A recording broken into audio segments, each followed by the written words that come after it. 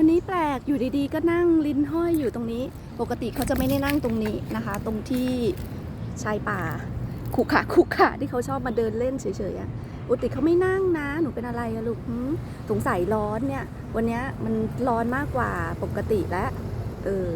เพราะว่ามันน่าจะใกล้หมดหน้าหนาวแล้วดิเดี๋ยวมามีป้อนน้ำให้นี่มามีก็คอยป้อนน้ำเขาตลอดนะคะเวลาร้อนๆที่เขาจะได้ไม่เป็นฮิสโตรกทั้งเช้าเย็นอะมามีจะต้องพกนี่เอาไว้ป้อนน้ำเขาเป็นขวดเล็กๆอย่างเงี้ยสะดวกดีเดี๋ยวมามีป้อนน้ำให้นะลูกนะ